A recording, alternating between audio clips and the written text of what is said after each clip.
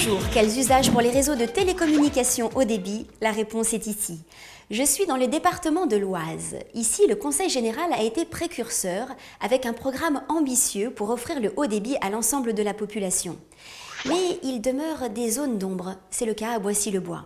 On est à 65 km de Paris, on est à 25 km de Beauvais ou de Gisors, et on n'a strictement rien.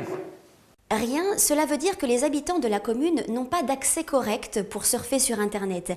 Et ne parlons même pas du triple play. Fut une période où les gens, avant d'acheter une maison, demandaient si l'assainissement collectif était là. Bon, maintenant c'est fini, ça, le collectif.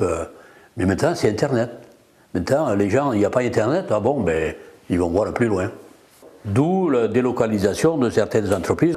Il y en a une qui a délocalisé parce que ne pouvait pas avoir Internet. Comment en est-on arrivé là? Dans les zones denses, les opérateurs ont déployé du haut débit, mais ils ont laissé tomber les zones rurales peu habitées et donc non rentables. À Boissy-le-Bois, au terme de 3 ans de bataille, le très haut débit a fini par arriver pour une quarantaine de foyers. Les spécialistes comprendront, c'est la solution NRAZEDO qui a été mise en œuvre.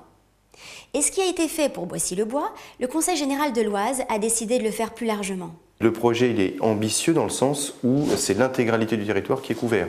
Ce ne sont pas quelques zones d'ombre du département, mais l'intégralité des 44 sites qui sont éligibles à cette offre de services, qui sont raccordés par la fibre optique. Et pour cette résorption des zones d'ombre, la société telloise a déployé 200 km de fibre optique.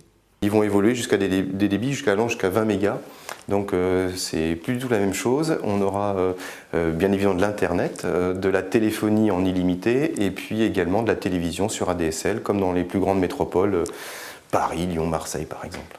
Je ne vois pas pourquoi nous, petites communes, on aurait dû payer une antenne ou des paraboles et puis alors que tous les autres villages étaient desservis gratuitement. Cela a un prix. La facture atteint 9 millions d'euros. Sans l'intervention du Conseil général et un apport de fonds européens, jamais aucun opérateur n'aurait investi ces sommes.